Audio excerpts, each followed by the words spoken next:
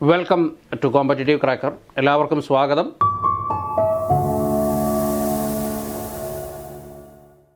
അപ്പോൾ നിങ്ങൾ സെറ്റ് പരീക്ഷയ്ക്ക് വേണ്ടി പഠിക്കാൻ തുടങ്ങി എന്നാണ് കരുതുന്നത്. സെറ്റ് പരീക്ഷ എത്രത്തോളം പ്രാധാന്യത്തോടെ നിങ്ങൾ ഉൾക്കൊള്ളുന്നു എന്ന് തിരിച്ചറിയണമെന്നുണ്ടെങ്കിൽ കഴിഞ്ഞ തവണത്തെ ക്വസ്റ്റ്യൻ പേപ്പറൊക്കെ ഒന്ന് പരിശോധിക്കണം.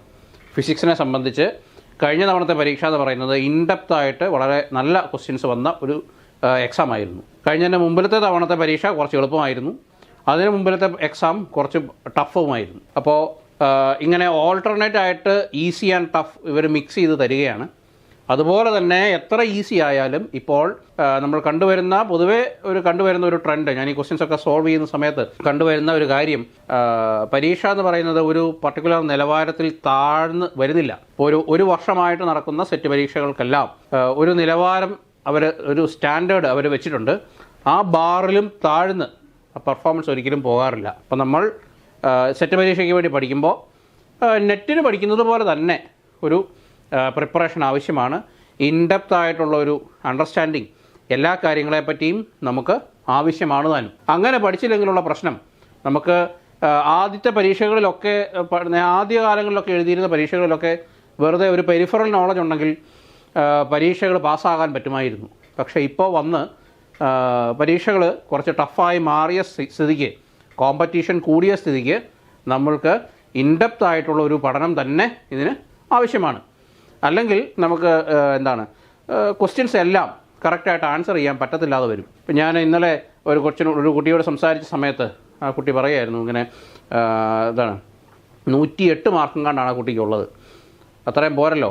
അപ്പോൾ കാര്യം ആ കുട്ടി നന്നായിട്ട് പഠിക്കുന്നൊരു കുട്ടിയായിരുന്നു. 108 മാർക്കാണ് കഴിഞ്ഞ തവണ. പക്ഷേ കഴിഞ്ഞ തവണ കോച്ചിങ്ങിനൊന്നും പോയിട്ടില്ല, നമ്മുടെ ഇവിടെ കോച്ചിങ്ങിനൊന്നും വന്നിട്ടില്ല കുട്ടി. അപ്പോൾ എൻ്റെ ഒരു ഫ്രണ്ടാണ്. അപ്പോൾ ഞാനിങ്ങനെ സംസാരിച്ചപ്പോൾ ഇങ്ങനെ പറയുക ചെയ്തത്, എൻ്റെ നാട്ടിലുള്ള ആളാണ്. അപ്പം 108 മാർക്ക്. അപ്പോൾ ഞാൻ ചോദിച്ചു എന്തുകൊണ്ടാണ് അങ്ങനെ 108? അപ്പോൾ പറഞ്ഞത് പ്രോബ്ലംസ് ഒക്കെ പ്രശ്നമായിരുന്നു.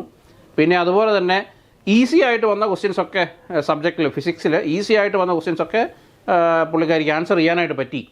പക്ഷേ കുറച്ച് ഡെപ്തിൽ വന്ന ക്വസ്റ്റ്യൻസൊക്കെ ആൻസർ ചെയ്യാൻ പറ്റിയുമില്ല. അതാകെ കൺഫ്യൂസിങ് ആയിരുന്നു. അപ്പോൾ ഈ എല്ലാ തവണയും കുറച്ച് തവണകളായിട്ട് ഇപ്പോൾ കണ്ടുവരുന്ന ഒരു കാര്യമാണ്, ഒരു 7-8 ക്വസ്റ്റ്യൻസ് നല്ല കൺഫ്യൂസിങ് ആയിട്ട് അവർ തരാറുണ്ട്. അപ്പോൾ അങ്ങനത്തെ ചോദ്യങ്ങളൊക്കെ നമ്മൾക്ക് പഠിക്കണമെന്നുണ്ടെങ്കിൽ, അതൊക്കെ ചെയ്യണമെന്നുണ്ടെങ്കിൽ ഇതിന് റാങ്കൊന്നുമില്ല, നെഗറ്റീവ് മാർക്കും ഇല്ല, അതൊക്കെ ശരിയാണ്. എങ്കിലും ആ ക്വസ്റ്റ്യൻസൊക്കെ ചെയ്യണമെന്നുണ്ടെങ്കിൽ നമുക്ക് വളരെ ആഴത്തിലുള്ള ഒരു പഠനം ഇതിന് ആവശ്യമാണ്. എല്ലാ പേപ്പറുകളും തുല്യ പ്രാധാന്യത്തോടെ വേണം നിങ്ങൾ പഠിക്കാൻ.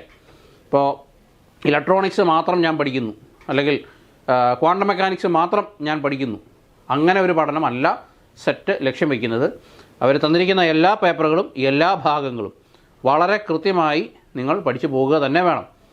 ഏതെങ്കിലും ഒരു ഭാഗം വിടുക എന്ന് പറഞ്ഞാൽ അത് ടു റിസ്ക്കിയാണ് എന്ന് ഞാൻ പറയും. അത് നിങ്ങൾ വിടാൻ തയ്യാറാണെങ്കിൽ, അതിനുള്ള ധൈര്യം നിങ്ങൾ കാണിച്ചാൽ, മറ്റ് ഭാഗങ്ങളിൽ നിന്നും വരുന്ന ഒരു ചോദ്യം പോലും നിങ്ങൾ തെറ്റിക്കില്ല എന്ന് നിങ്ങൾ ഉറപ്പുവരുത്തണം. ഇപ്പോൾ ചിലർക്ക് ക്വാണ്ടം മെക്കാനിക്സ് പാടാണ്, അല്ലെങ്കിൽ ചിലർക്ക് ഇലക്ട്രോണിക്സ് പാടാണ്, ചിലർക്ക് അറ്റോമിക് ആൻഡ് മോളിക്യുലാർ ഫിസിക്സ് പാടാണ്. അപ്പോൾ അവർ ചെയ്യുന്നത് ബാക്കി എല്ലാ പേപ്പറുകളും പഠിക്കും, ഈ പേപ്പറുകൾ പഠിക്കില്ല. അപ്പോൾ അങ്ങനെ വരുന്ന സമയത്ത് ആ പേപ്പറിൽ നിന്നും വരുന്ന ചോദ്യം നമുക്ക് കംപ്ലീറ്റ്ലി അവോയ്ഡ് ചെയ്യേണ്ടി വരും. അവിടെ വരുന്ന നഷ്ടം മറ്റ് സ്ഥലങ്ങളിൽ നമുക്ക് നികത്താനാവണം. എങ്കിലേ നമ്മുടെ പഠനം പ്രോപ്പർ വേയിലാണ് പോകുന്നത്, നമുക്ക് ശരിയായ രീതിയിൽ നമുക്ക് വിജയത്തിലെത്താൻ പറ്റും എന്ന് നമുക്ക് ഉറപ്പുവരുത്താനായിട്ട് പറ്റുള്ളൂ. നിങ്ങൾ പഠിക്കുമ്പോൾ ഇൻഡെപ്തായിട്ട് തന്നെ പഠിക്കാൻ ശ്രദ്ധിക്കുക. വെറുതെ പെരിഫറൽ നോളജ് ഇങ്ങനെ വാരിക്കൂട്ടിയിട്ട് കാര്യമില്ല. എല്ലാത്തിനെ സംബന്ധിച്ച് ഇങ്ങനെ അറിയാം എന്നുള്ള കാര്യം മാത്രം പോരാ. മിക്ക കാര്യങ്ങളും ആഴത്തിൽ അറിയുക തന്നെ വേണം. അപ്പോൾ ഞാൻ ഈ വീഡിയോയിലൂടെ പറയാൻ ഉദ്ദേശിക്കുന്നത്, നിങ്ങൾ ഇൻഡെപ്തായിട്ട് പഠിക്കേണ്ട ചില ടോപ്പിക്കുകളുണ്ട്. അപ്പോൾ സിലബസിലൂടെ നമുക്കൊന്ന് കടന്നുപോയി ഏതൊക്കെ ടോപ്പിക്കുകൾക്കാണ് നിങ്ങൾ കൂടുതൽ പ്രാധാന്യം കൊടുക്കേണ്ടത് എന്ന് നിങ്ങളോടൊന്ന് പറഞ്ഞു കളയാം എന്നാണ് കരുതുന്നത്. അപ്പോൾ നിങ്ങൾ പഠിക്കുമ്പോൾ പ്രത്യേകം ശ്രദ്ധിക്കണം. റെഗുലറായിട്ട് നിങ്ങളെ തന്നെ അസസ് ചെയ്തുകൊണ്ടിരിക്കണം. നിങ്ങളുടെ പഠന നിലവാരം എത്രത്തോളം ഉണ്ട് എന്ന് നിങ്ങൾ നിരന്തരം വിലയിരുത്തിക്കൊണ്ടിരിക്കണം. അല്ലെങ്കിൽ നമുക്ക് പ്രോപ്പർ സ്ട്രാറ്റജി നമുക്ക് വർക്കൗട്ട് ചെയ്യാനായിട്ട് പറ്റത്തില്ല. നിങ്ങൾ നമ്മുടെ കോമ്പറ്റേറ്റീവ് ക്രാക്കറിലൊക്കെ ആണെങ്കിൽ എല്ലാ ആഴ്ചയും തന്നെ നമുക്ക് വീക്കിലി എക്സാമുകളുണ്ട്. അപ്പോൾ ആ എക്സാമുകളൊക്കെ വളരെ നല്ല രീതിയിൽ നമ്മൾ ക്വസ്റ്റ്യൻസ് ഫ്രെയിം ചെയ്യുന്നതാണ്. അതുകൊണ്ട് തന്നെ നിങ്ങൾക്ക് നിങ്ങളെ വിലയിരുത്താനുള്ള ഏറ്റവും നല്ല മാർഗ്ഗമായിട്ട് ആ എക്സാമിനെ ഉപയോഗിക്കാം. നമ്മൾ ഏറ്റവും ഡിഫിക്കൽട്ടായിട്ടുള്ള സെറ്റ് പരീക്ഷയുടെ നിലവാരത്തിലാണ് നമ്മുടെ വീക്കിലി എക്സാമുകളും നമ്മുടെ മോഡൽ എക്സാമുകളും നമ്മൾ തയ്യാറാക്കുന്നത്. We should be prepared to face the worst, അല്ലേ? ഏറ്റവും മോശമായ കാര്യത്തിന് വേണ്ടി നമ്മൾ പ്രിപ്പയർഡ് ആയിരിക്കണം. അപ്പോൾ ഏറ്റവും ഡിഫിക്കൽട്ടായിട്ടുള്ള എക്സാമിൻ്റെ ലെവലിൽ നമ്മളെല്ലാ പരീക്ഷകളും തയ്യാറാക്കുകയാണെങ്കിൽ അതിനപ്പുറം നിങ്ങൾക്കൊന്നും വരാനില്ല. അപ്പോൾ നമ്മൾ ആ രീതിയിലാണ് നമ്മുടെ ക്വസ്റ്റ്യൻസൊക്കെ തയ്യാറാക്കിയിരിക്കുന്നത്. ആ പരീക്ഷകൾ എഴുതുന്നത് വഴി നിങ്ങൾക്ക് നിങ്ങളെ വിലയിരുത്താൻ ഏറ്റവും നല്ല അവസരമായിട്ട് അത് ഉപയോഗിക്കാം. ഇപ്പോൾ എല്ലാ പരീക്ഷകളും നിർബന്ധമായിട്ടും എല്ലാവരും എഴുതണം. പരീക്ഷകൾ വെറുതെ ഒന്ന് എഴുതുക അല്ല, നിങ്ങൾ പഠിച്ചിട്ട് എഴുതണം. ഓരോ ദിവസവും പഠിക്കേണ്ട ടൈം ടേബിളുണ്ട്. ഓരോ ആഴ്ചയും കംപ്ലീറ്റ് ചെയ്യേണ്ട പോർഷൻസ് നിങ്ങൾക്കുണ്ട്. ഓരോ ആഴ്ചയും ഏതൊക്കെ പരീക്ഷകളാണ് എന്നുള്ള കാര്യവും നിങ്ങൾക്കറിയാവുന്നതാണ്. അപ്പോൾ അങ്ങനെ വരുമ്പോൾ നിങ്ങൾ ആ ടൈം ടേബിൾ സ്റ്റിക്ക് ഓൺ ചെയ്തിട്ട് നിങ്ങൾ നന്നായിട്ട് പഠിക്കാനായിട്ട് ശ്രദ്ധിക്കുക. നല്ല രീതിയിൽ പരീക്ഷകൾ എഴുതുക. അപ്പോൾ നമുക്ക് വീക്കിലി എക്സാമുകളുണ്ട്. പിന്നെ വീക്കിലി എക്സാം 1 കഴിഞ്ഞ് 2 കഴിഞ്ഞ് 3 കഴിഞ്ഞ് 4ാമത്തെ വീക്കിലി എക്സാം എഴുതുമ്പോൾ ആദ്യത്തെ വീക്കിലി എക്സാമിൻ്റെ പോർഷൻസ് മറന്നു പോകാതിരിക്കാൻ നമ്മൾ ക്യുമുലേറ്റീവ് ആയിട്ടുള്ള എക്സാമും അവിടെ എഴുതുന്നുണ്ട്. അപ്പോൾ അങ്ങനെ നിരന്തരമായിട്ട് എക്സാമിനേഷൻ വഴി കടന്നു പോകുന്നത് കൊണ്ട് നിങ്ങൾക്ക് പഠിക്കാനുള്ള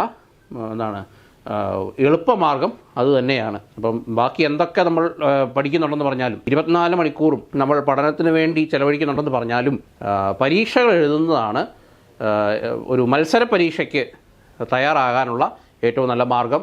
അപ്പോൾ നമ്മുടെ സിലബസിലൂടെ കടന്നു പോകുകയാണെങ്കിൽ നമ്മുടെ ഫസ്റ്റ് യൂണിറ്റ് എന്ന് പറയുന്നത് മാത്തമാറ്റിക്കൽ ഫിസിക്സ് ആണ്. മാത്തമാറ്റിക്കൽ ഫിസിക്സിൽ ഈ vector algebra and vector calculus നിങ്ങൾ നന്നായിട്ട് പഠിക്കണം. അതിനകത്തുനിന്നും ക്വസ്റ്റ്യൻസ് വരുന്നതാണ്. പിന്നെ വെക്ടർ ആൾജിബ്ര പഠിക്കുന്നതിനേക്കാളും ഒരു 5 മടങ്ങ് കൂടുതൽ പഠിക്കേണ്ടതാണ് അടുത്ത topic linear algebra, matrices, Cayley Hamilton theorem, eigen values and eigen vectors, linear algebra. ആ ഭാഗവും നിങ്ങൾ വളരെ ഇൻഡെപ്ത് ആയിട്ട് നിങ്ങൾ പഠിക്കണം. അതിനകത്തു നിന്ന് വരുന്ന പ്രോബ്ലംസ് നല്ല നിലവാരം പുലർത്തുന്നതാണ്. അപ്പോൾ ആ ഭാഗം നന്നായിട്ട് നിങ്ങൾ പഠിക്കാൻ ശ്രദ്ധിക്കുക.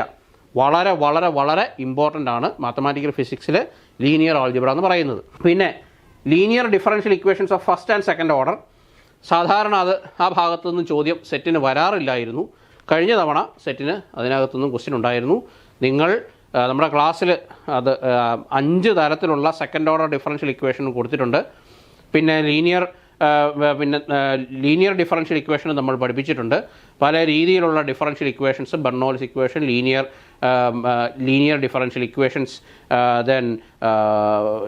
പിന്നെ എക്സാക്ട് ഡിഫറൻഷ്യൽ ഇക്വേഷൻസ്, അങ്ങനെ പല പല ഭാഗങ്ങൾ നമ്മൾ ഫസ്റ്റ് ഓർഡർ ഡിഫറൻഷ്യൽ ഇക്വേഷനും പിന്നെ സെക്കൻഡ് ഓർഡർ ഡിഫറൻഷ്യൽ ഇക്വേഷൻ്റെ ഹോമോജീനസ്, നോൺ ഹോമോജീനസ് ആയിട്ട് 2 ഭാഗങ്ങളായിട്ട് തിരിച്ച് നോൺ ഹോമോജീനസിന് പല ഭാഗങ്ങളായിട്ട് നമ്മൾ 5 or 6 ടൈപ്പുകൾ നമ്മൾ പഠിക്കുന്നുണ്ട്.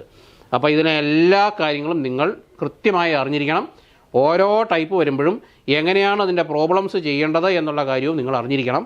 പരീക്ഷയ്ക്ക് പോകുമ്പോഴുള്ള പ്രശ്നം നമ്മളിതെല്ലാം പഠിച്ചിട്ട് പോകും, പക്ഷേ നമ്മൾ ഇതിൻ്റെ മെത്തേഡ് മറന്നു പോകാനുള്ള സാധ്യതയുണ്ട്. നിങ്ങൾ മനസ്സിരുത്തി പഠിച്ചില്ലെങ്കിൽ ഇത് എല്ലാം തമ്മിൽ തിരിഞ്ഞു പോകാനുള്ള സാധ്യതയുണ്ട്. അപ്പോൾ നിങ്ങളത് കൃത്യമായിട്ട് പഠിക്കുക. ആ സിലബസ് നമ്മൾ ആപ്പിൽ തന്നിരിക്കുന്ന ആ പോർഷൻ്റെ കംപ്ലീറ്റ് കാര്യങ്ങൾ നിങ്ങൾ ഒന്നും വിടാതെ പഠിക്കുക. കാരണം ഡിഫറൻഷ്യൽ ഇക്വേഷനിൽ നിന്ന് ഇനി ചോദ്യങ്ങൾ ഉണ്ടാവും. 1 or 2 ചോദ്യങ്ങൾ നിങ്ങൾക്ക് പ്രതീക്ഷിക്കാവുന്നതുമാണ്. ദെൻ ഫൊറിയർ സീരീസിൽ നിന്നും ഒരു ചോദ്യം നിങ്ങൾക്ക് പ്രതീക്ഷിക്കാം. അപ്പോൾ ആ ഒരു ചോദ്യത്തിന് വേണ്ടി നിങ്ങൾ ഫൊറിയർ സീരീസ് കംപ്ലീറ്റ് പഠിക്കേണ്ടി വരും. അപ്പോൾ AN, BN, A0 കോൺസ്റ്റൻസ് കണ്ടുപിടിക്കാനുള്ള ആ ഇക്വേഷൻ മുതൽ half range cosine series, half range sine series, Parseval's theorem, ഇതെല്ലാം നിങ്ങളൊന്ന് പഠിക്കുന്നത് നല്ലതാണ്. പാർസെവിയൽസ് തിയറം പഠിച്ചില്ലെങ്കിലും നിങ്ങൾക്ക്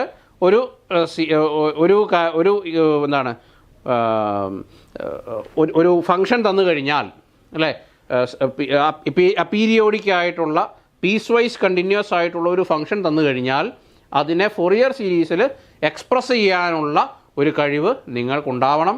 അതിനുവേണ്ടി നിങ്ങൾ ആ ഫൊറിയർ സീരീസ് എന്നുള്ള ഭാഗം പഠിക്കുകയും വേണം. അതിനകത്തൊന്നും ഒരു ചോദ്യം നിങ്ങൾക്ക് എക്സ്പെക്റ്റ് ചെയ്യാവുന്നതാണ്. പിന്നെ അടുത്തത് ഫൊറിയർ ആൻഡ് ലാപ്ലേസ് ട്രാൻസ്ഫോംസ് ആണ്. ലാപ്ലേസ് ട്രാൻസ്ഫോമിൽ നിന്നും ഒരു ചോദ്യം നിങ്ങൾക്ക് എക്സ്പെക്റ്റ് ചെയ്യാം. അതിന് പ്രത്യേകിച്ച് നിങ്ങൾ അധ്വാനിക്കേണ്ട കാര്യമില്ല. ആ ഇക്വേഷൻസ് എല്ലാം കാണാതെ അങ്ങ് പഠിച്ചാൽ മാത്രം മതി. അതിനകത്തുനിന്നുള്ള ചോദ്യമേ വരൂ. ഷിഫ്റ്റിംഗ് തിയറം ഒന്നും സെറ്റിനെ സംബന്ധിച്ച് വരാനുള്ള സാധ്യത വളരെ കുറവാണ്.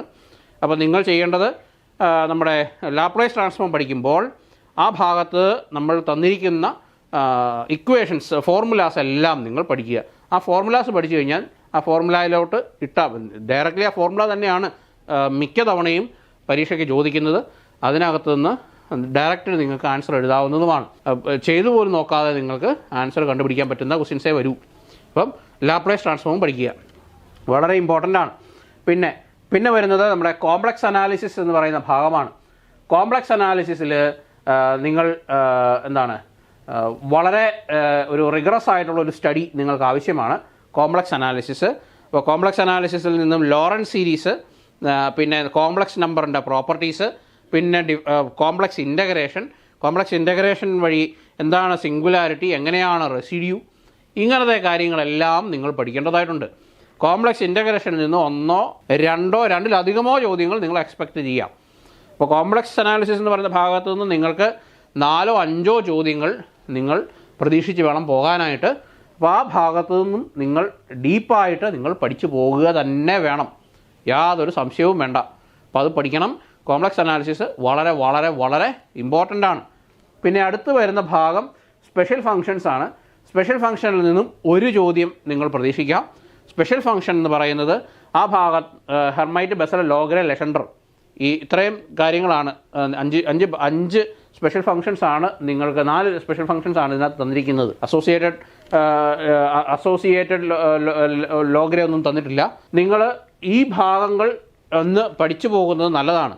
കാരണം നിങ്ങൾ സെറ്റ് കിട്ടി HSST എഴുതാനോ അല്ലെങ്കിൽ PG ലെവലിലുള്ള ഒരു PSC പരീക്ഷ, ഫിസിക്സ് സംബന്ധമായിട്ടുള്ളൊരു പരീക്ഷ എഴുതാനോ നിങ്ങൾ പോവുകയാണെങ്കിൽ ഈ ഭാഗം നിങ്ങൾക്ക് ഒത്തിരി ഉപകാരപ്പെടുന്നതാണ്. കാരണം ഇതാണ് PSCയുടെ സിലബസിൽ നിറച്ചുള്ളത്.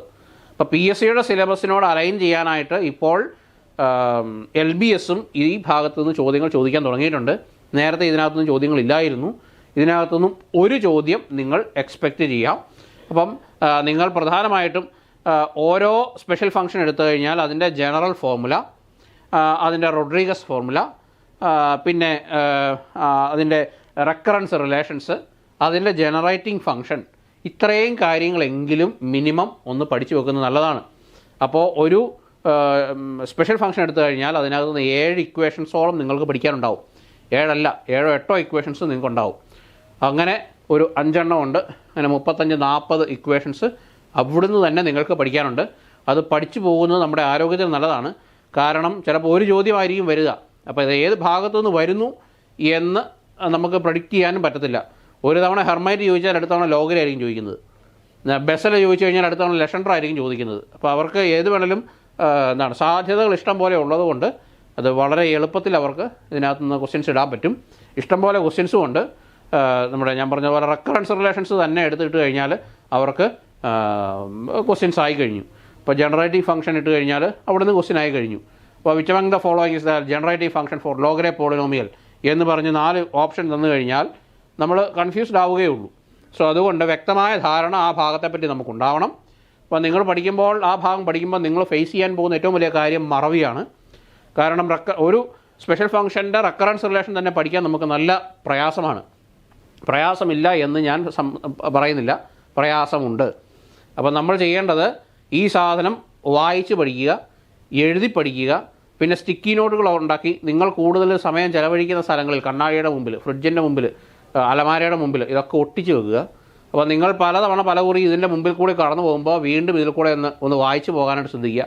ഒട്ടിച്ച് വെച്ചു എന്ന് കരുതി നിങ്ങൾ പഠിക്കണമെന്നില്ല. അതിന് മുമ്പിൽ കൂടെ കടന്നു പോകുമ്പോൾ ഇതിൽ കൂടെ ജസ്റ്റ് ഒന്ന് കണ്ണോടിച്ചൊന്നും മനസ്സിരുത്തി പഠിച്ചിട്ട് പോവുക. ഒരു 15 ദിവസം 20 ദിവസം ഇത് ആവർത്തിച്ച് കഴിയുമ്പോൾ ഇത് നിങ്ങളുടെ മനസ്സിൽ ഉറയ്ക്കും. കാരണം നമ്മൾ വിചാരിക്കുന്നത് പോലെയല്ല ഈ റെക്കറൻസ് റിലേഷൻസും ബാക്കി കാര്യങ്ങളും പഠിക്കാനായിട്ട്. നമുക്ക് general form for Legendre polynomial എന്ന് ചോദിച്ചാൽ നമുക്ക് പഠിക്കാൻ പറ്റും. General form for Bessel function ചോദിച്ചാൽ നമുക്ക് അറിയാൻ പറ്റും. കാരണം അതൊക്കെ എളുപ്പത്തിൽ നമുക്ക് ചെയ്യാവുന്ന കാര്യമേ ഉള്ളൂ. പക്ഷേ റെക്കറൻസ് റിലേഷൻ പഠിക്കുമ്പോൾ 5 എണ്ണം നിങ്ങൾ പഠിച്ചാൽ ഈ 5 എണ്ണവും ഏകദേശം ഒരുപോലെ ഇരിക്കും. മനസ്സിലായില്ലേ? അപ്പോൾ അത് നമുക്കൊന്ന് മനസ്സിലാക്കി എടുക്കണമെന്നുണ്ടെങ്കിൽ കുറച്ച് സമയം അതിനുവേണ്ടി ആവശ്യമാണ്. അപ്പോൾ നിങ്ങൾ മറന്നു പോകുന്നു എന്ന് കരുതി അത് പഠിക്കാതിരിക്കരുത്. എല്ലാവർക്കും ഇതുപോലെയാണ്. നിങ്ങളെ പഠിപ്പിച്ച എനിക്കും പഠിക്കുന്ന നിങ്ങൾക്കും, നിങ്ങളിൽ തന്നെ മികച്ച രീതിയിൽ പഠിക്കുന്ന അല്ലെങ്കിൽ മാർക്ക് മേടിക്കുന്ന ആൾക്കാർക്കും, മോശം രീതിയിൽ മാർക്ക് മേടിക്കുന്ന ആൾക്കാർക്കും, പഠിക്കുന്നവർക്കും പഠിക്കാത്തവർക്കും എല്ലാവർക്കും ഇത് ഒരുപോലെയാണ്. എല്ലാവരും ഇത് കഷ്ടപ്പെട്ട് മാത്രമേ ഇത് പഠിക്കാനായിട്ട് പറ്റുള്ളൂ. പക്ഷേ അത് പഠിച്ചാൽ നിങ്ങൾക്ക് ബോണസാണ്. ഒരു ക്വസ്റ്റ്യൻ ഇതിനകത്ത് നിന്ന് കിട്ടുകയും ചെയ്യും. PSCക്ക് ഇത് എളുപ്പവുമാവും. സോ അതുകൊണ്ട് പഠിക്കാതെ പോകരുത്.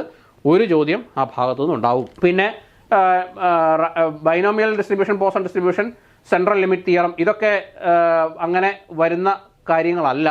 അങ്ങനെ പ്രത്യേകിച്ച് അതിനകത്ത് നിങ്ങൾ ഇമ്പോർട്ടൻസ് കൊടുക്കണ്ട. നിങ്ങൾ ഇത്രയും കാര്യങ്ങൾ ഇപ്പം നമ്മൾ ഈ പറഞ്ഞ കാര്യങ്ങൾ നിങ്ങളൊന്ന് പഠിക്കുകയാണെങ്കിൽ അത് നിങ്ങൾക്ക് ഒത്തിരി ഉപകാരപ്പെടും മാത്തമാറ്റിക്കൽ ഫിസിക്സിൽ നിന്ന്. Then go to classical mechanics. അപ്പോൾ ക്ലാസിക്കൽ മെക്കാനിക്സ് നമ്മൾ നോക്കുകയാണെങ്കിൽ ന്യൂട്ടൺസ് ലോസ് നമ്മൾ ക്വസ്റ്റ്യൻ ഇതുവരെ കണ്ടിട്ടില്ല. പിന്നെ ഫേസ് സ്പേസ് ഡൈനാമിക്സ്. ഇപ്പോൾ phase space dynamics, stability analysis. അപ്പോൾ നിങ്ങൾ ഇതിനകത്തു നിന്നും കോമൺലി നമ്മൾ കണ്ടുവരുന്ന സിസ്റ്റങ്ങളുടെ ഫേസ് സ്പേസ് ഡയഗ്രാംസ് ഒന്ന് പഠിച്ചു പോകുന്നത് നല്ലതാണ്. സിമ്പിൾ ഹാർമോണിക് ഓസിലേറ്ററിൻ്റെ ഫേസ് സ്പേസ് ഡയഗ്രാം, പിന്നെ ഡാംഡ് ഹാർമോണിക് ഓസിലേറ്ററിൻ്റെ ഫേസ് സ്പേസ് ഡയഗ്രാം, ഒരു ബോൾ ഡ്രോപ്പ് ചെയ്ത് കഴിഞ്ഞാൽ ഉണ്ടാകുന്ന ഫേസ് സ്പേസ് ഡയഗ്രാം, അതിൻ്റെ കോഎഫിഷ്യൻ്റ് ഓഫ് റെസ്റ്റിറ്റ്യൂഷൻ 1 ആണെങ്കിൽ ഉണ്ടാവുന്ന, അതായത് ഇലാസ്റ്റിക് കൊളീഷൻ്റെ ഫേസ് സ്പേസ് ഡയഗ്രാം, ഇൻഇലാസ്റ്റിക് കൊളീഷൻ്റെ ഫേസ് സ്പേസ് ഡയഗ്രാം, ഇങ്ങനത്തെ കാര്യങ്ങളൊക്കെ നിങ്ങളൊന്ന് പഠിക്കുകയാണെങ്കിൽ അത് വളരെ നല്ലതാണ്. അപ്പോൾ അത് നിങ്ങളൊന്ന് പഠിച്ചു പോകണം. ജസ്റ്റ് ഒന്ന് വായിച്ചു പോയാൽ മതി. വളരെ ഡീപ്പായിട്ട് നിങ്ങൾ അവിടെ നിന്ന് പഠിക്കേണ്ട കാര്യമില്ല. ഒരു ബേസിക് നോളജ് ആ ഭാഗത്തെ ഉണ്ടാകുന്നത് നല്ലതാണ്.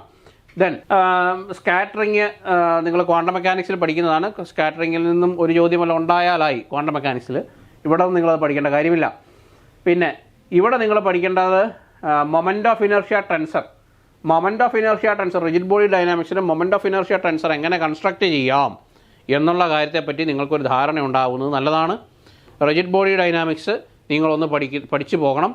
കാരണം അതിനകത്തു നിന്നും പ്രോബ്ലംസ് അവർക്ക് ഫ്രെയിം ചെയ്യാവുന്നതേ ഉള്ളൂ. അപ്പോൾ ഏത് തവണയാണ് ആ ഭാഗത്തു നിന്നും ചോദ്യങ്ങൾ ചോദിച്ചു തുടങ്ങുക എന്ന് നമുക്ക് പറയാൻ പറ്റത്തില്ല. നിങ്ങളൊന്ന് ജസ്റ്റ് ആ ഭാഗത്തിലൂടെ ഒന്ന് കടന്നു പോകുന്നത് നല്ലതാണ്. ദെൻ പിന്നെ വരുന്നത് ജനറലൈസ്ഡ് കോർഡിനേറ്റ്. അപ്പോൾ ജനറലൈസ്ഡ് കോർഡിനേറ്റ് നിങ്ങൾ പഠിക്കുമ്പോൾ, ആ ഭാഗം പഠിക്കുമ്പോൾ നിങ്ങൾ ജനറലൈസ്ഡ് കോർഡിനേറ്റ് എന്താണെന്ന് മാത്രമല്ല നിങ്ങൾ പഠിക്കുന്നത്, കൺസ്ട്രെയിൻസ്, ഡിഗ്രി ഓഫ് ഫ്രീഡം തുടങ്ങിയ കാര്യങ്ങളും കൂടി ആ ഭാഗത്ത് വരുന്നുണ്ട്. ആ ഭാഗം ഇൻഡെപ്തായിട്ട് നിങ്ങൾ പഠിക്കേണ്ടതായിട്ടുണ്ട്. ഒരു സിസ്റ്റം തന്നു കഴിഞ്ഞാൽ അതിൻ്റെ ഡിഗ്രി ഓഫ് ഫ്രീഡം എത്രയാണ്, എങ്ങനെയാണ് അതിൻ്റെ ഡിഗ്രി ഓഫ് ഫ്രീഡം കാൽക്കുലേറ്റ് ചെയ്യുക തുടങ്ങിയ കാര്യങ്ങളും, പിന്നെ എന്തൊക്കെ തരം കൺസ്ട്രെയിൻറ്റുകളാണുള്ളത്, ഒരു പ്രോബ്ലം ഡിസ്ക്രൈബ് ചെയ്ത് കഴിഞ്ഞാൽ അതിൻ്റെ കൺസ്ട്രെയിൻസ് എന്തൊക്കെയാണ്, അതിൻ്റെ കൺസ്ട്രെയിൻസ് എങ്ങനെ കണ്ടുപിടിക്കാം, അങ്ങനത്തെ കാര്യങ്ങളും, ഹോളോണോമിക് ആണോ നോൺ ഹോളോണോമിക് ആണോ റിയോണോമിക് ആണോ സ്ക്ലീറോണോമിക് ആണോ, ഇങ്ങനത്തെ കാര്യങ്ങളൊക്കെ നിങ്ങൾ ഒന്ന് പഠിക്കുന്നത് നല്ലതാണ്. Then Lagrangian and Hamiltonian formalism, equations of motion, അതാണ് ഇതിൻ്റെ കോറ്. വളരെ ആഴത്തിൽ തന്നെ നിങ്ങളത് പഠിച്ചു പോകണം. ലഗ്രാഞ്ചിയൻ ഫോർമലിസം പഠിക്കുമ്പോൾ അതിനകത്തുനിന്ന് സർവ്വ കാര്യങ്ങളും, ഒരു സിസ്റ്റം തന്നു കഴിഞ്ഞാൽ അതിൻ്റെ ലഗ്രാഞ്ചിയൻ കണ്ടുപിടിക്കാൻ, അതിൻ്റെ ലഗ്രാഞ്ചസ് ഇക്വേഷൻ ഓഫ് മോഷൻ കണ്ടുപിടിക്കാൻ, കൺസേർവ്ഡ് ക്വാണ്ടിറ്റീസ് കണ്ടുപിടിക്കാൻ, സൈക്ലിക് കോർഡിനേറ്റ് കണ്ടുപിടിക്കാൻ, സെൻട്രൽ ഫോഴ്സ് മോഷൻ, അതിൻ്റെ ലഗ്രാഞ്ചിയൻ എഴുതാൻ, അതിൻ്റെ ലഗ്രാഞ്ചിയൻ കിട്ടിക്കഴിഞ്ഞാൽ അതിൻ്റെ ഇക്വേഷൻസ് ഓഫ് മോഷൻ എഴുതാൻ, അതിനകത്തെ കൺസേർവ്ഡ് ക്വാണ്ടിറ്റി ഏത്, അങ്ങനത്തെ കാര്യങ്ങളൊക്കെ കണ്ടുപിടിക്കാൻ, ഇതെല്ലാം നിങ്ങൾ അറിഞ്ഞിരിക്കണം. അതാണ് ലഗ്രാഞ്ചിയൻ ഫോർമലിസം. അപ്പോൾ ലഗ്രാഞ്ചിയൻ ഫോർമലിസം നിങ്ങൾ പഠിച്ചു കഴിഞ്ഞാൽ നിങ്ങൾക്ക് ഹാമിൽട്ടോണിയൻ ഫോർമലിസത്തിലേക്കുള്ള വഴിയാണ് നിങ്ങൾ വെട്ടിക്കൊണ്ടിരിക്കുന്നത്.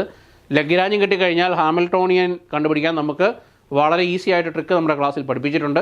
ആ കാര്യങ്ങൾ നിങ്ങൾ പഠിക്കണം. ഹാമിൽട്ടോണിയൻ ഫോർമലിസത്തിൽ തന്നെ നിങ്ങൾക്ക് പഠിക്കാൻ ഇഷ്ടംപോലെ കാര്യങ്ങളുണ്ട്. കൺസർവേഷൻ ലോസ് ഉണ്ട്, അല്ലേ, കാനോണിക്കൽ ട്രാൻസ്ഫോർമേഷൻ പഠിക്കാനുണ്ട്. അങ്ങനത്തെ കാര്യങ്ങളും കൂടി നിങ്ങൾ അവിടെ പഠിക്കണം. കാനോണിക്കൽ ട്രാൻസ്ഫോർമേഷനൊക്കെ ഒത്തിരി ഇമ്പോർട്ടൻ്റ് ആണ്. ഹാമിൽട്ടൺസ് ഇക്വേഷൻസ് ഓഫ് മോഷൻ കണ്ടുപിടിക്കാൻ അറിയണം. ഇങ്ങനത്തെ കാര്യങ്ങളെല്ലാം നിങ്ങൾ പഠിക്കണം. വളരെ വളരെ വളരെ വളരെ ഇമ്പോർട്ടൻ്റ് ആണ്.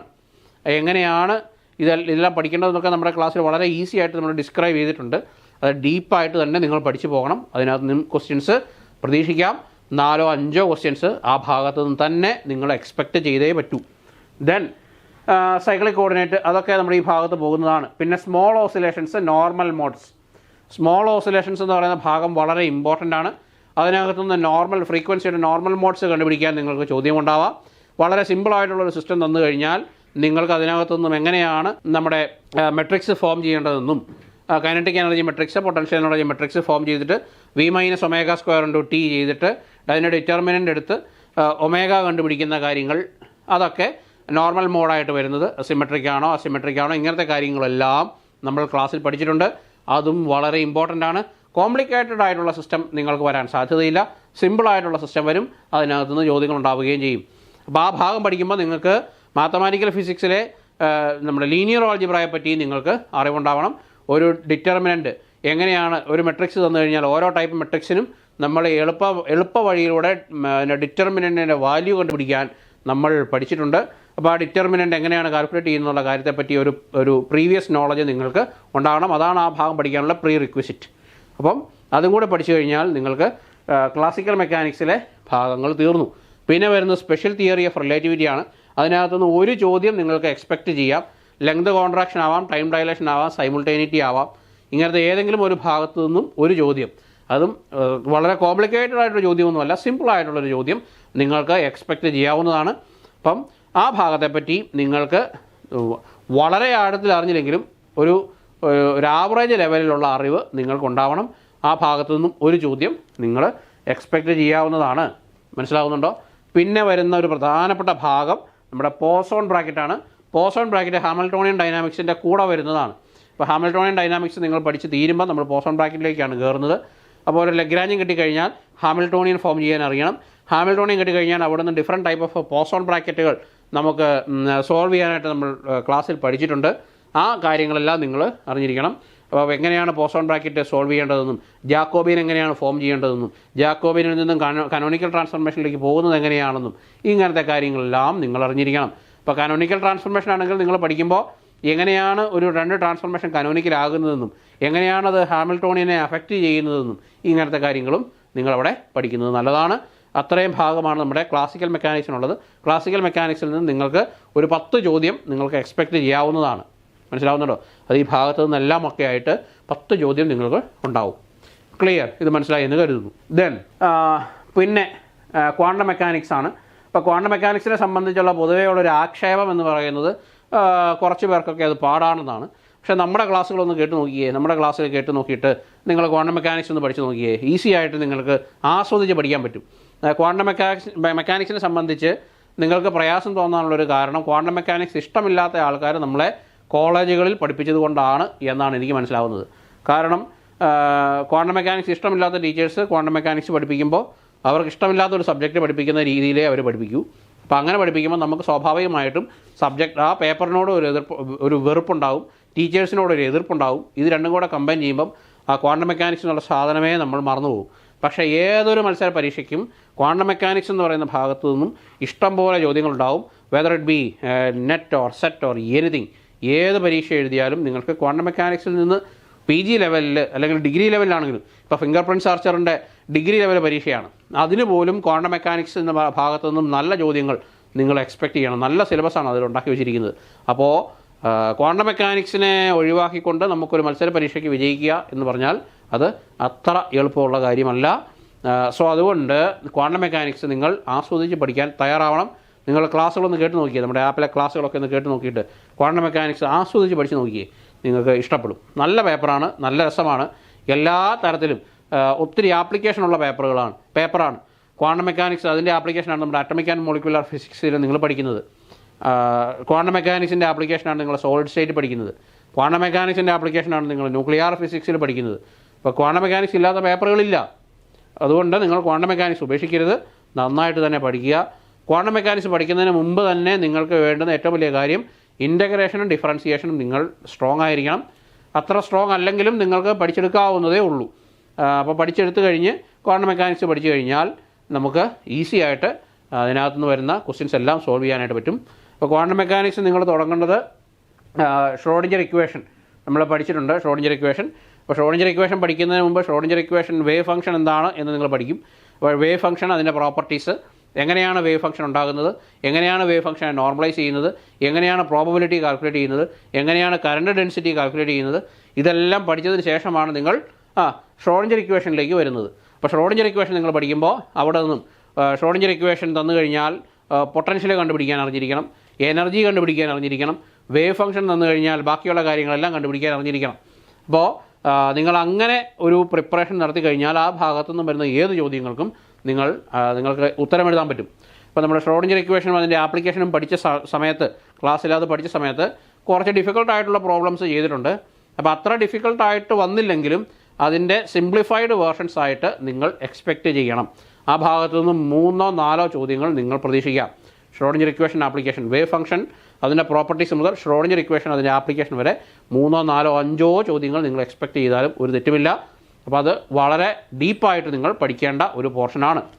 ദെൻ പിന്നെ വരുന്നത് eigen value problems, particle in a box and harmonic ഓസിലേറ്ററാണ്. Particle in a box and harmonic oscillator.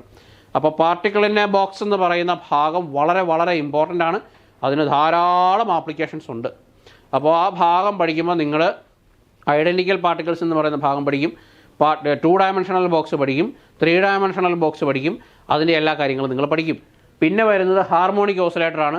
Harmonic oscillator നമ്മൾ പല രീതിയിൽ പഠിച്ചിട്ടുണ്ട്.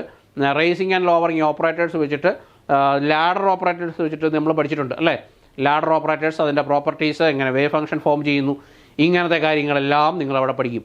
അപ്പോൾ നിങ്ങൾ ഇവിടെ ഈ ഭാഗങ്ങളൊക്കെ പഠിക്കുമ്പോൾ വളരെ ഡീപ്പായിട്ട് ഏകാഗ്രതയോടുകൂടി പഠിക്കണം. നമ്മുടെ ക്ലാസ്സിൽ വളരെ ഡീറ്റെയിൽഡായിട്ട് ഈ കാര്യങ്ങളെല്ലാം കൊടുത്തിട്ടുണ്ട്. നിങ്ങൾ പുറത്തൊരിടത്തും ഇതിൻ്റെ സോഴ്സുകൾ അന്വേഷിച്ച് പോകേണ്ട. നമ്മുടെ ക്ലാസ്സിൽ കൊടുത്തിരിക്കുന്ന കാര്യങ്ങൾ കൃത്യമായിട്ട് പഠിച്ച് നമ്മുടെ പരീക്ഷകളും കൂടെ എഴുതിയാൽ സെറ്റാണ് കാര്യം. അപ്പോൾ അത്രയും കാര്യം ചെയ്തു കഴിഞ്ഞാൽ നിങ്ങൾ ക്വാണ്ടം മെക്കാനിക്സിൻ്റെ പകുതി നിങ്ങൾ തീർന്നു.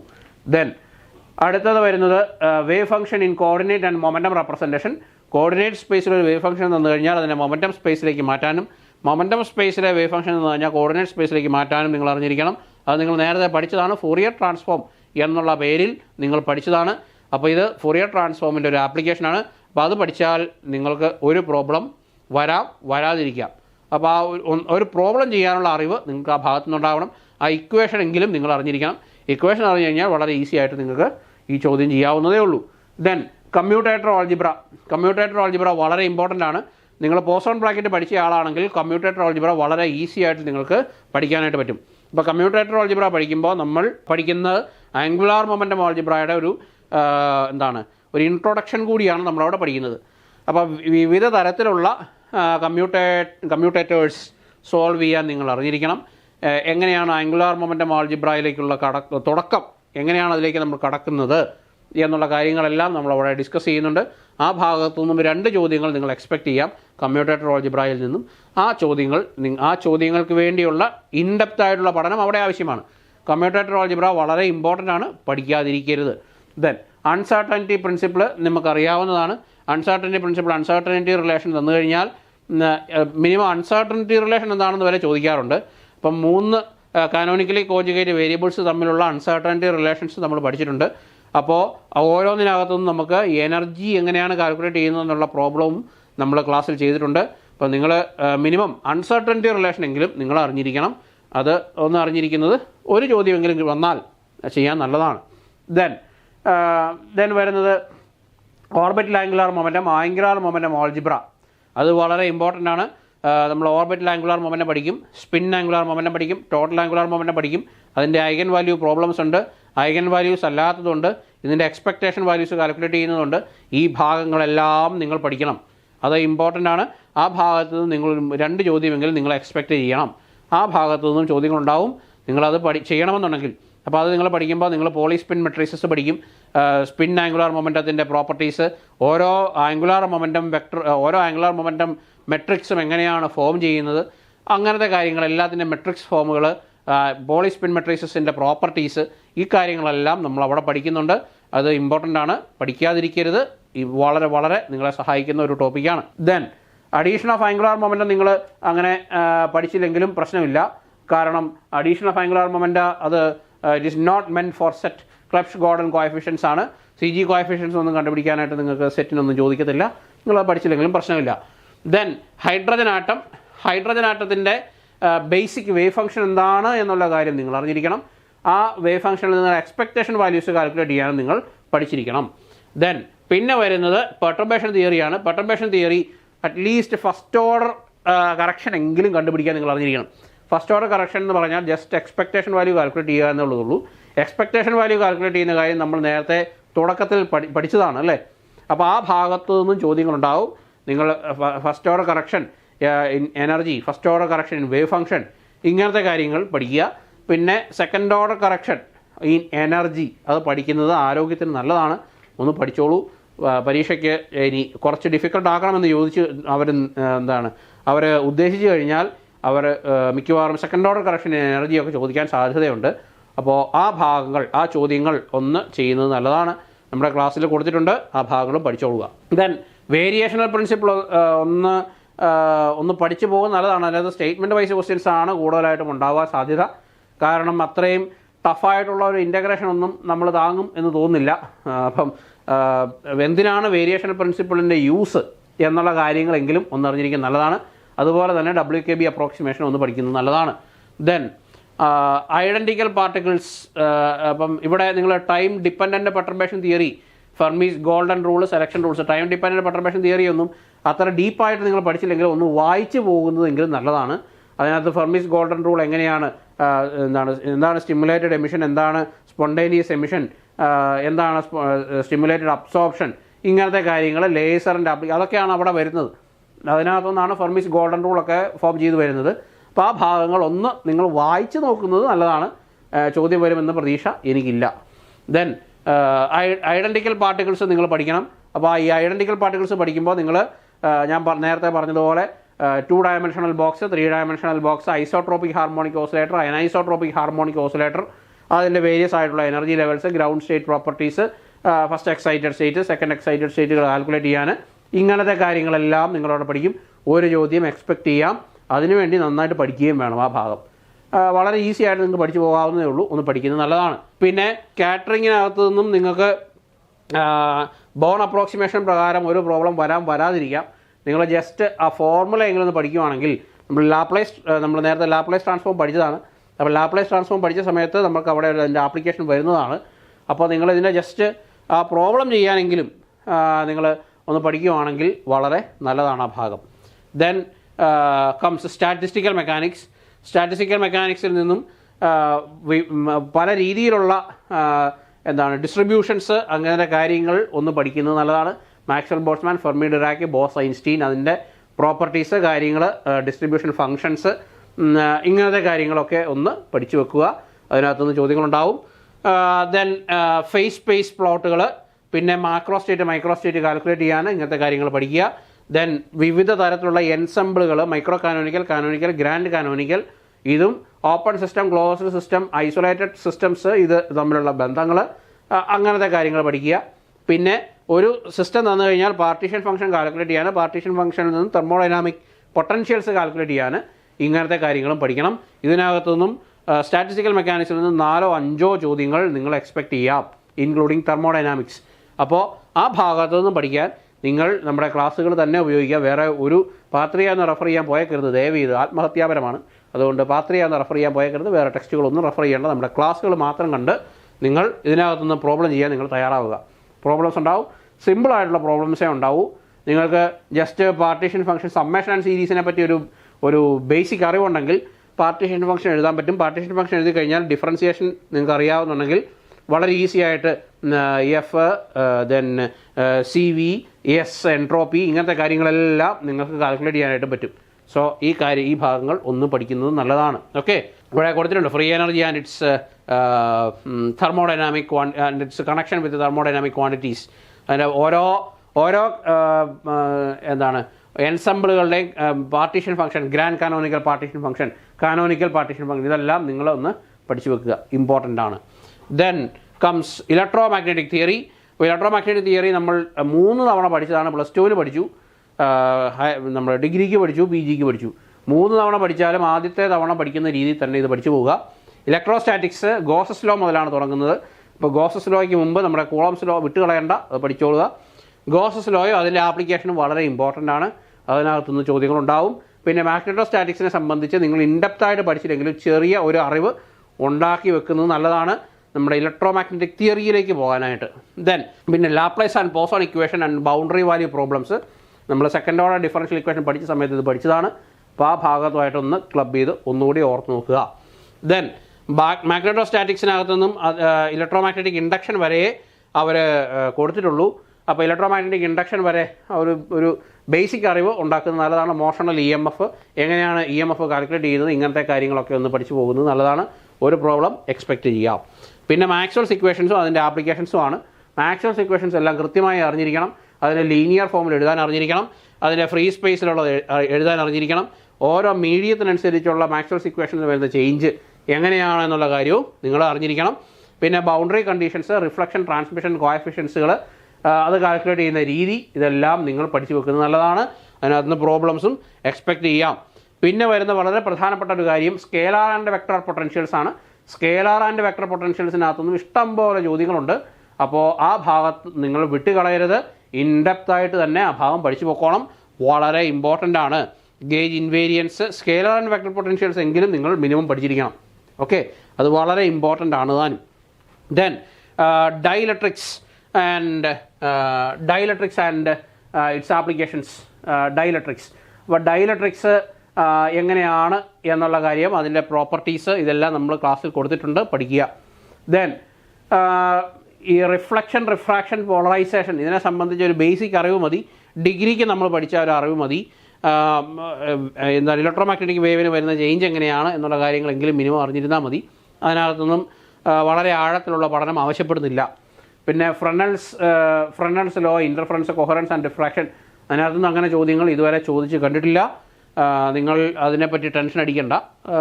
വളരെ ഇമ്പോർട്ടൻ്റ് ആയിട്ടുള്ള ഭാഗമൊന്നുമല്ല. അല്ലാതെ തന്നെ ചോദിക്കാൻ ഇഷ്ടംപോലെ കാര്യങ്ങൾ ഇലക്ട്രോമാഗ്നറ്റിക് തിയറിയിലുണ്ട്.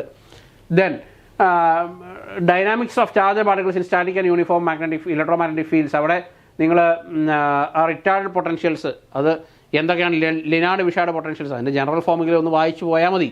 അതിനകത്ത് അപ്പുറത്ത് ചോദ്യം വരാൻ സാധ്യതയില്ല. അപ്പോൾ ലിനാർഡ് വിഷാർഡ് പൊട്ടൻഷ്യൽ എന്ത്, റിട്ടാർഡ് പൊട്ടൻഷ്യൽ എന്ത്, ഇങ്ങനത്തെ കാര്യങ്ങളെ സംബന്ധിച്ച് ഒരു ബേസിക് അറിവ് അത് മതി. Then dispersion relations in plasma ഇതുവരെ ചോദിച്ച് കണ്ടിട്ടില്ല. നമ്മുടെ പക്ഷേ ക്ലാസ്സിൽ കൊടുത്തിട്ടുണ്ട് താനും, നിങ്ങളൊന്ന് നോക്കുക. പക്ഷേ ചോദ്യം ഇതുവരെ എക്സ്പെക്റ്റ് ചെയ്തിട്ടില്ല. ഇനി ഞാൻ അടുത്ത തവണ എക്സ്പെക്റ്റ് ചെയ്യുന്നുമില്ല. ഒരു തവണ ചോദിച്ചു തുടങ്ങിക്കഴിഞ്ഞാൽ പിന്നെ ആ ഭാഗത്തു നിന്ന് ചോദ്യങ്ങളുണ്ടാവും എന്ന് പറയാം. ദെൻ പിന്നെ വരുന്ന ഒരു പ്രധാനപ്പെട്ട കാര്യം എന്ന് പറയുന്നത് transmission lines and wave guides. ഒരു ചോദ്യം അതിനകത്ത് എക്സ്പെക്റ്റ് ചെയ്യാം. എളുപ്പത്തിൽ കിട്ടുന്ന ചോദ്യമാണ്. നമ്മൾ ക്ലാസ്സിൽ കൊടുത്തിരിക്കുന്ന ആ കാര്യങ്ങൾ മാത്രം പഠിച്ചാൽ അത് ഒരു ഇൻഡെപ്ത് ആയിട്ടുള്ള ഒരു അനാലിസിസ് ആയി. ആ കാര്യം പഠിച്ചു കഴിഞ്ഞാൽ കട്ട് ഓഫ് വേവ് ലെങ്ത്, ഇങ്ങനത്തെ കാര്യങ്ങളൊക്കെ, ക്രിട്ടിക്കൽ ഫ്രീക്വൻസി, ഇങ്ങനത്തെ കാര്യങ്ങൾ, രണ്ട് കാര്യങ്ങൾ പഠിച്ചു കഴിഞ്ഞാൽ ആ ഭാഗത്തു നിന്നുള്ള ചോദ്യത്തിന് ആൻസർ ചെയ്യാൻ പറ്റുകയും ചെയ്യും. അത് നിങ്ങൾ പഠിച്ചു പോകണം. വളരെ ഇമ്പോർട്ടൻ്റ് ആണ്. പ്രോബ്ലം ചെയ്യാൻ അറിഞ്ഞിരിക്കുകയും വേണം. ദെൻ പിന്നെ അറ്റമിക് ആൻഡ് മോളിക്യുലാർ ഫിസിക്സ് ആണ്. അറ്റമിക് ആൻഡ് മോളിക്യുലാർ ഫിസിക്സിലും നിങ്ങൾ എന്താണ് ഇതിനകത്ത് ഏറ്റവും LS and JJ coupling, Zeeman effect, Paschen Back effect, Stark effect, ഇങ്ങനത്തെ കാര്യങ്ങൾ നിങ്ങൾ പഠിക്കണം. പഠിക്കാതെ പോകരുത്. പിന്നെ വരുന്നത് electronic, rotational, vibrational and Raman spectra. വളരെ ഇമ്പോർട്ടൻ്റ് ആണ്. വളരെ ഡീപ്പായിട്ട് തന്നെ നിങ്ങൾ പഠിച്ചു പോവുകയും വേണം. അതിനകത്തൊന്നും ക്വസ്റ്റ്യൻസ് ഉണ്ടാവും, പ്രോബ്ലംസ് ഉണ്ടാവും. ഓക്കെ. ദെൻ പിന്നെ നിങ്ങൾ പഠിക്കേണ്ടത് വിഡ്ത്ത് ഓഫ് സ്പെക്ട്രൽ ലൈൻസ് എങ്ങനെ കാൽക്കുലേറ്റ് ചെയ്യാം എന്നുള്ള കാര്യമാണ്. അതിനകത്തൊന്നും പ്രോബ്ലം ഉണ്ടാവും. പിന്നെ വരുന്നത് ലേസറാണ്. അപ്പോൾ ഈ ലേസർ എന്ന് പറയുന്ന ഭാഗത്തു നിന്നും ഞാൻ പറഞ്ഞു നേരത്തെ നമ്മൾ ക്വാണ്ടം മെക്കാനിക്സിൽ പഠിച്ച കാര്യം ഉണ്ട്. സ്പോണ്ടേനിയസ് ആൻഡ് സ്റ്റിമുലേറ്റഡ് എമിഷൻ, അത് എങ്ങനെയാണ് നടക്കുന്നത് എന്നുള്ള കാര്യം. അതിനകത്തൊന്നും സ്റ്റേറ്റ്മെൻറ്റ് വൈസ് ക്വസ്റ്റ്യൻസ് ഉണ്ടാവും. പിന്നെ ഐൻസ്റ്റീൻസ് കോഎഫിഷ്യൻസ്, അത് കാൽക്കുലേറ്റ് ചെയ്യാൻ അറിഞ്ഞിരിക്കണം. അതിൻ്റെ ഫോർമുലയെങ്കിലും നിങ്ങൾ പഠിച്ചിരിക്കണം. പിന്നെ വരുന്നത് റേറ്റ് ഇക്വേഷൻ, പിന്നെ കൊഹിറൻസ് ലെങ്ത്. റേറ്റ് ഇക്വേഷൻ അറിയണം, കൊഹിറൻസ് ലെങ്ത് കാൽക്കുലേറ്റ് ചെയ്യാനും അറിയണം. അതിനകത്തൊന്നും പ്രോബ്ലം ഉണ്ട്. അപ്പോൾ അത് പഠിക്കണം. അത് ഇമ്പോർട്ടൻ്റ് ആണ്. ദെൻ പിന്നെ വരുന്നത് നമ്മുടെ ന്യൂക്ലിയർ ആൻഡ് പാർട്ടിക്കിൾ ഫിസിക്സ് ആണ്.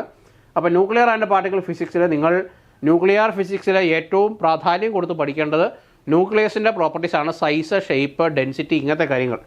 അപ്പോൾ സ്പിൻ ആൻഡ് പാരിറ്റി എങ്ങനെയാണ്, അത് വളരെ ഇമ്പോർട്ടൻ്റ് ആണ്. സ്പിൻ ആൻഡ് പാരിറ്റിയിൽ നിന്നും നിർബന്ധമായിട്ടും ഒരു ചോദ്യം ഉണ്ടാവും. അതെങ്ങനെയാണ് സ്പിൻ ആൻഡ് പാരിറ്റി എഴുതേണ്ടത്, എങ്ങനെയാണ് ഷെൽ മോഡൽ പ്രകാരം നമ്മൾ കോൺഫിഗറേഷൻ നടത്തുന്നത്, പ്രോട്ടോൺസിൻ്റെയും ന്യൂട്രോൺസിൻ്റെയും കോൺഫിഗറേഷൻ ഈവൻ ആണെങ്കിൽ എങ്ങനെയാണ്, ഓഡ് ഈവൻ ആണെങ്കിൽ, ഈവൻ ഓഡ് ആണെങ്കിൽ, ആ കാര്യങ്ങളെല്ലാം ഒന്ന് അറിഞ്ഞിരിക്കണം. എങ്ങനെയാണ് സ്പിൻ ആൻഡ് പാരിറ്റി എഴുതേണ്ടത്, അല്ലേ, J∅, ഈ കാര്യങ്ങളെല്ലാം നിങ്ങൾ അറിഞ്ഞിരിക്കണം. അതിനകത്തുനിന്ന് ചോദ്യങ്ങളുണ്ടാവും. ദെൻ പിന്നെ നിങ്ങൾ പഠിക്കേണ്ടത് സെമി എംപിരിക്കൽ മാസ് ഫോർമുല. ഓരോ ടേമും എന്താണ്, എങ്ങനെയാണ് ഓരോ ടേമിനെയും കാണിക്കുന്നത് എന്താണ്, ഇങ്ങനത്തെ കാര്യങ്ങളെല്ലാം പഠിക്കണം അല്ലേ. 5 ടേമുകളുണ്ട്, ഇതെല്ലാം പഠിക്കണം. ദെൻ പിന്നെ വരുന്നത് ന്യൂക്ലിയർ ഫോഴ്സിൻ്റെ നേച്ചറാണ്. അപ്പോൾ നിങ്ങൾക്ക് ആ സ്റ്റേറ്റ്മെൻ്റ് ആയിട്ട് ചോദിക്കാം, which among the following is not the property of a nuclear force. നിങ്ങൾ 5 പ്രോപ്പർട്ടീസ് 6 പ്രോപ്പർട്ടീസോളം പഠിക്കുന്നുണ്ട് ന്യൂക്ലിയർ ഫോഴ്സിനെ സംബന്ധിച്ച്. അപ്പോൾ ആ കാര്യങ്ങളും കൂടി അവിടെ നിന്ന് പഠിക്കുന്നത് നല്ലതാണ്. പിന്നെ charge independence and charge symmetry. പിന്നെ നിങ്ങൾ പഠിക്കേണ്ടത് ഷെൽ മോഡലാണ്. അപ്പോൾ ഷെൽ മോഡൽ ഇപ്പം ഞാൻ പറഞ്ഞതുപോലെ കോൺഫിഗറേഷൻ അങ്ങനത്തെ കാര്യങ്ങളെല്ലാം നിങ്ങൾ അറിഞ്ഞിരിക്കണം. മാജിക് നമ്പറുകൾ, അതിൻ്റെ ആപ്ലിക്കേഷൻസ്, ഏതൊക്കെയാണ് മാജിക് നമ്പറുകൾ വരുന്നത്, എന്തൊക്കെയാണ് മാജിക് നമ്പർ വന്നു കഴിഞ്ഞാൽ അതിൻ്റെ പ്രത്യേകത എന്തൊക്കെയാണ്, ന്യൂക്ലിയസിൻ്റെ പ്രോപ്പർട്ടീസ് എന്തൊക്കെയാണ്, ഇങ്ങനത്തെ കാര്യങ്ങളൊന്ന് പഠിക്കുന്നത് നല്ലതാണ്. പിന്നെ ജസ്റ്റ് നമ്മൾ +2 മുതൽ പഠിക്കുന്നതാണ് alpha, beta, gamma, D K. അപ്പോൾ ആൽഫ ഡി കെ നടന്നു കഴിഞ്ഞാൽ എന്താണ്, beta D K, beta plus ഉണ്ട്, ബീറ്റ മൈനസ് ഉണ്ട്, അത് തമ്മിലുള്ള വ്യത്യാസം, പിന്നെ ഗാമ ഡി കെ, ഈ കാര്യങ്ങളെ സംബന്ധിച്ച് ഒരു ബേസിക് അറിവ് നിങ്ങൾ ഉണ്ടാക്കി വെക്കുക. പിന്നെ വരുന്നത് നമ്മുടെ ഒരു ന്യൂക്ലിയർ റിയാക്ഷൻ നിങ്ങൾക്ക് എന്താണ് എന്ന് അറിഞ്ഞിരിക്കണമെന്നുണ്ടെങ്കിൽ നിങ്ങൾ നമ്മുടെ നമ്മുടെ പാർട്ടിക്കിൾ ഫിസിക്സ് പഠിക്കണം. അപ്പം ഓരോ പാർട്ടിക്കിൾ ഫിസിക്സ് നിങ്ങൾ പഠിക്കുമ്പോൾ ക്ലാസിഫിക്കേഷൻ കംപ്ലീറ്റ് ആയിട്ട് നിങ്ങൾ പഠിച്ചിരിക്കണം. അവിടെ നിങ്ങൾ വളരെ ആഴത്തിൽ പഠിക്കുകയും വേണം. ഒരു പാർട്ടിക്കിൾ തന്നു കഴിഞ്ഞാൽ അതിൻ്റെ സർവ്വ ഡീറ്റെയിൽസും ഒറ്റ സെക്കൻഡിൽ നിങ്ങളുടെ മനസ്സിൽ കടന്നു വരുന്ന രീതിയിൽ നിങ്ങൾ പഠിക്കണം. സ്ട്രേഞ്ച്നെസ് ഉണ്ടോ, സ്ട്രേഞ്ച്നെസ് ഇല്ലേ, അതിൻ്റെ ഓരോ ക്വാണ്ടം നമ്പറും നിങ്ങൾ അറിഞ്ഞിരിക്കണം. അപ്പോൾ ഇതിൻ്റെ ഓരോ ക്വാണ്ടം നമ്പറും അറിഞ്ഞിരുന്നാൽ മാത്രമേ നിങ്ങൾക്ക് ആ ഭാഗത്ത് 2 ചോദ്യങ്ങൾ നിങ്ങൾ എക്സ്പെക്ട് ചെയ്യാം. അപ്പം ഓരോ ക്വാണ്ടം നമ്പർ അറിഞ്ഞിരുന്നാൽ മാത്രമേ ഒരു റിയാക്ഷൻ തന്നു കഴിഞ്ഞാൽ അത് ഫീസിബിൾ ആണോ അല്ലയോ, അല്ലെങ്കിൽ മിസ്സിംഗ് ആയിട്ടുള്ള പാർട്ടിക്കിൾ ഏത്, ഇങ്ങനത്തെ കാര്യങ്ങളൊക്കെ കാൽക്കുലേറ്റ് ചെയ്യാനായിട്ടും ഇങ്ങനത്തെ കാര്യങ്ങൾ കണ്ടുപിടിക്കാനൊക്കെ ആയിട്ടും നമുക്കറിയാം ക്വാണ്ടം നമ്പർ വയലേറ്റ് ചെയ്യുന്നുണ്ടെങ്കിൽ ആ റിയാക്ഷൻ ഫീസിബിൾ അല്ല. അപ്പോൾ അത് അറിയണമെന്നുണ്ടെങ്കിൽ നമുക്ക് സർവ്വ ഡീറ്റെയിൽസും ഒരു പാർട്ടിക്കിളിനെ സംബന്ധിച്ച് അതിൻ്റെ സർവ്വ ഡീറ്റെയിൽസും അറിഞ്ഞിരുന്നാൽ മാത്രമേ നമുക്ക് ആ പ്രോബ്ലംസ് ചെയ്യാൻ പറ്റുള്ളൂ. സോ അതുകൊണ്ട് ആ ഭാഗം വളരെ ഡീപ്പായിട്ട് പഠിക്കുക, അത് സ്ഥിരം റിവൈസ് ചെയ്തുകൊണ്ടിരിക്കുക, അല്ലെങ്കിൽ മറന്നു പോകും. ഓക്കെ, സോ അത് ഞാനെപ്പോഴും പറയുന്നതാണ്, ഒറ്റ ഷീറ്റിൽ ആ ക്ലാസിഫിക്കേഷൻ കംപ്ലീറ്റ് ആയിട്ട് എഴുതി അത് കാണുന്നിടത്തല്ല ഫോട്ടോസ്റ്റാറ്റ് എടുത്ത് ഒട്ടിച്ചാലും വേണ്ടിയല്ല, എങ്കിലേ നമുക്കത് പഠിച്ചു വെക്കാൻ പറ്റുള്ളൂ. ക്ലിയർ? പിന്നെ ഇവിടെ ചാർജസ്, പിന്നെ പാരിറ്റി, ഐസോസ്, പിന്നെ സ്ട്രേഞ്ച്നെസ്, ക്വാണ്ടം നമ്പേഴ്സ് എല്ലാം പഠിക്കണം. പിന്നെ ജൽമാൻ നിഷിജിമ ഫോർമുല പഠിക്കാൻ നല്ലതാണ്, അതൊന്ന് പഠിച്ചു പോവുക. പിന്നെ ക്വാർക്ക് മോഡൽ പഠിച്ചോണം. ഓരോ പാർട്ടിക്കിളിൻ്റെയും അതിൻ്റെ അസോസിയേറ്റഡ് ക്വാർക്ക് സ്ട്രക്ചർ എന്താണ് എന്നുള്ള കാര്യവും നിങ്ങൾ പഠിച്ചിരിക്കണം, വളരെ ഇമ്പോർട്ടൻ്റ് ആണ്. ദെൻ ഇത്രയുമാണ് നിങ്ങൾക്ക് പഠിച്ചിരിക്കേണ്ടത്. പിന്നെ വീക്ക് ഇൻട്രാക്ഷനെ സംബന്ധിച്ച് എങ്ങനെയാണ് വീക്ക് ഇൻട്രാക്ഷൻ, അത് എന്തൊക്കെയാണ് അവിടെ പാരിറ്റി വയലേഷൻ, എങ്ങനെയാണ് അവരെ കൺസർവ് ചെയ്യുന്നത്, പാരിറ്റി വയലേഷൻ എങ്ങനെയാണ് അവർ അഡ്ജസ്റ്റ് ചെയ്യുന്നത്, ആ കാര്യങ്ങളെപ്പറ്റി ഒന്ന് വായിച്ചെങ്കിലും പോകുന്നത് നല്ലതാണ്, ഒരു ബേസിക് നോളജ് ഉണ്ടാവാൻ. ദെൻ കണ്ടൻസ്ഡ് മാറ്റർ ഫിസിക്സ് ആണ്. അപ്പോൾ കണ്ടൻസ്ഡ് മാറ്റർ ഫിസിക്സ് എന്ന് പറയുമ്പോൾ അതിനകത്ത് നിങ്ങൾക്ക് 7 ചോദ്യത്തോളം നിങ്ങൾക്ക് വരാം. അപ്പോൾ ബേസിക് എലമെൻ്ററി ആയിട്ടുള്ള ബ്രവേസ് ലാറ്റിസ് മുതൽ സൂപ്പർ കണ്ടക്ടിവിറ്റി വരെ കിടക്കുന്ന നീണ്ട ഒരു ടോപ്പിക്കാണ്. അപ്പോൾ ബ്രവേസ് ലാറ്റിസ് മുതൽ നിങ്ങൾ പഠിക്കണം. ക്രിസ്റ്റൽ സ്ട്രക്ചറുകൾ, reciprocal lattice, atomic structure factor, geometric structure factor, ഇങ്ങനത്തെ കാര്യങ്ങളെ സംബന്ധിച്ച് നിങ്ങൾക്ക് അറിവുണ്ടാവണം, അത് നിങ്ങൾ പഠിക്കുകയും വേണം. പിന്നെ വരുന്നത് സ്പെസിഫിക് ഹീറ്റ്, അതിൻ്റെ ആപ്ലിക്കേഷൻസ് ആണ്. ഡ്രൂട്ട് മോഡൽ, പിന്നെ നമ്മുടെ ഐൻസ്റ്റീൻസ് മോഡൽ, ഡുലോങ് പെറ്റിറ്റ്സ് ലോ, ഇങ്ങനത്തെ കാര്യങ്ങളെല്ലാം നിങ്ങൾ അറിഞ്ഞിരിക്കണം. സ്പെസിഫിക് ഹീറ്റ്, അതിൻ്റെ ആപ്ലിക്കേഷൻസ്, അത് സ്റ്റാറ്റിസ്റ്റിക്കൽ മെക്കാനിക്സിൽ നിന്ന് വരുന്ന സാധനമാണ്. അപ്പോൾ അത് നിങ്ങൾ പഠിച്ചിരിക്കണം. ഏത് ലോ എവിടെ ആപ്ലിക്കബിൾ ആണ്, ലോ ടെമ്പറേച്ചർ, ഹൈ ടെമ്പറേച്ചർ, എല്ലാ ലോ ടെമ്പറേച്ചറിലും ഹൈ ടെമ്പറേച്ചറിലും ആപ്ലിക്കബിൾ ആയിട്ടുള്ളത് ഏത്, ഓരോ മോഡലിൻ്റെയും ലിമിറ്റേഷൻസ് എന്ത്, ഓരോ മോഡലിൻ്റെയും ഓരോ മോഡലിൻ്റെയും പ്രത്യേകതകൾ എന്ത്, ഇങ്ങനത്തെ കാര്യങ്ങളൊക്കെ നന്ന് പഠിച്ചു പോകുന്നത് നല്ലതാണ്. അതിൻ്റെ ഗ്രാഫിക്കൽ റെപ്രസെൻറ്റേഷൻസ്, ഇങ്ങനത്തെ കാര്യങ്ങളൊക്കെ നിങ്ങളവിടെ പഠിച്ചു പോകണം, അത് ഇമ്പോർട്ടൻ്റ് ആണ്. ദെൻ പിന്നെ വരുന്നത് free electron theory and electronic specific heat, പിന്നെ ഫോണോൺ വൈബ്രേഷൻ, അതിൻ്റെ ലാറ്റിസ് സ്പെസിഫിക് ഹീറ്റ്, 2 കാര്യങ്ങളാണ് നമുക്ക് പഠിക്കാനുള്ളത്, AT+BT³. അപ്പോൾ ഫ്രീ ഇലക്ട്രോൺ തിയറിയും അതിൻ്റെ ആപ്ലിക്കേഷൻസും പഠിക്കുക, അത് ഇമ്പോർട്ടൻ്റ് ആണ്. പിന്നെ നിങ്ങൾക്ക് വരുന്നത് പിന്നെ വരുന്ന പ്രധാനപ്പെട്ട ഒരു കാര്യം ഡ്രൂഡ് model of electrical and thermal conductivity. പിന്നെ അത് നമ്മൾ നേരത്തെ പഠിച്ചു സ്പെസിഫിക് ഹീറ്റിൻ്റെ കാര്യത്തിൽ, അത് ഇമ്പോർട്ടൻ്റ് ആണ് കേട്ടോ. പിന്നെ Hall effect and thermoelectric power. Hall ഇഫക്റ്റിൽ നിന്നും ഒരു ചോദ്യം എല്ലാ തവണയും ഉണ്ടാവും. ഹോൾ ഇഫക്റ്റിന് ആരോ കൈക്കൂലി കൊടുത്തിട്ടുള്ള രീതിയിൽ അവരെല്ലാ തവണയും ഒരു ചോദ്യം അതിനകത്തൊന്നും ചോദിക്കാറുണ്ട്. അപ്പോൾ ഹോൾ ഇഫക്റ്റ് ഇമ്പോർട്ടൻ്റ് ആണ്. അതിൻ്റെ സർവ ഇക്വേഷൻസും അതിൻ്റെ ഫോർമുലാസും നിങ്ങൾ പഠിക്കണം കേട്ടോ. അപ്പോൾ അതിൻ്റെ ഫോർമുലാസ് വളരെ ഇമ്പോർട്ടൻ്റ് ആണ്, നിങ്ങളെല്ലാം അറിഞ്ഞിരിക്കണം. ഹോൾ എഫക്റ്റ് എന്താണ്, ഹോൾ കറണ്ട് എന്താണ്, കോൺസ്റ്റൻറ്റ്, ഇങ്ങനത്തെ കാര്യങ്ങളെല്ലാം നിങ്ങൾ അറിഞ്ഞിരിക്കണം. ദെൻ പിന്നെ വരുന്നത് ബാൻഡ് തിയറി, അത് നമുക്ക് ബേസിക് ആയിട്ടുള്ളൊരു അറിവ് മതി. പിന്നെ മാഗ്നറ്റിസം സംബന്ധിച്ച കാര്യങ്ങൾ, ഡയാമാഗ്നറ്റിസം, പാരാമാഗ്നറ്റിസം, ഫെറോമാഗ്നറ്റിസം, അങ്ങനത്തെ കാര്യങ്ങൾ, അതിൻ്റെ പ്രത്യേകതകൾ എന്തൊക്കെയാണ്. പിന്നെ phase transitions, type 1 and type 2 phase transitions, അതും ഇമ്പോർട്ടൻ്റ് ആണ്, ഒന്ന് പഠിച്ചു നോക്കുന്നത് നല്ലതാണ്. ദെൻ അതിനകത്തൊന്നും ബേസിക് ആയിട്ടുള്ള ഒരു അറിവ് നിങ്ങളെ ടെസ്റ്റ് ചെയ്യത്തുള്ളൂ, ഇൻഡെപ്ത് ആയിട്ടുള്ള ഒരു ചോദ്യം അതിനകത്തൊന്നും വരില്ല. പിന്നെ വരുന്ന പ്രധാനപ്പെട്ട ഒരു കാര്യം നമ്മുടെ സൂപ്പർ കണ്ടക്ടിവിറ്റിയാണ്. സൂപ്പർ കണ്ടക്ടിവിറ്റിയിൽ നിന്നും നല്ല ചോദ്യങ്ങൾ നിങ്ങൾ എക്സ്പെക്റ്റ് ചെയ്യാം. എന്ന് പറഞ്ഞാൽ നെറ്റ് ലെവലിലുള്ളതല്ല, പക്ഷേ സെറ്റിന് ചോദിക്കാൻ പറ്റുന്ന സ്റ്റേറ്റ്മെൻറ്റ് വൈസ് ക്വസ്റ്റ്യൻസും ചെറിയ ചെറിയ പ്രോബ്ലംസും അതിനകത്തു നിന്നും ഉണ്ടാവും. അപ്പോൾ അതും നിങ്ങളൊന്ന് ശ്രദ്ധിച്ച് പഠിക്കുക, അതും ഇമ്പോർട്ടൻ്റ് ആണ് കേട്ടോ, അത് നിങ്ങളൊന്ന് പഠിക്കുക. പിന്നെ ഡിഫക്റ്റ് ആൻഡ് ഡിസ്ലൊക്കേഷൻസ്, ആ ഭാഗത്തു നിന്നും എന്തൊക്കെ തരത്തിലുള്ള ഡിഫക്റ്റുകളാണുള്ളത്, ആ കാര്യങ്ങൾ നിങ്ങൾ ഒന്ന് വായിച്ചു പോകുന്നതാണ്. ഒരു ചോദ്യം ഡിഫക്റ്റിൽ നിന്നും ഡിസ്ലൊക്കേഷനിൽ നിന്നും ഉണ്ടാവും, അത് ആ ഭാഗം ഒന്ന് പഠിക്കുക. ദെൻ പിന്നെ നമുക്ക് പ്രധാനപ്പെട്ടതായിട്ട് വരുന്നത് നമ്മുടെ ഇലക്ട്രോണിക്സ് ആണ്. അപ്പോൾ ഇലക്ട്രോണിക്സ് നിങ്ങൾക്കറിയാം, ഏറ്റവും ബേസിക് ആയിട്ടുള്ള ഡയോഡ് മുതൽ ഓപ്പറേഷണൽ ആംപ്ലിഫയർ വരെയുള്ള ഒരു ടോപ്പിക്കാണ്. അപ്പോൾ ഇതിൻ്റെ എല്ലാം ആപ്ലിക്കേഷൻസ് നിങ്ങളൊന്ന് പഠിച്ചു പോകുന്നത് നല്ലതാണ്. ഓരോന്നിൻ്റെയും സർക്യൂട്ടുകൾ, അതെങ്ങനെയാണ് കാര്യങ്ങൾ, അതെല്ലാം ഒന്ന് പഠിച്ചു പോവുക.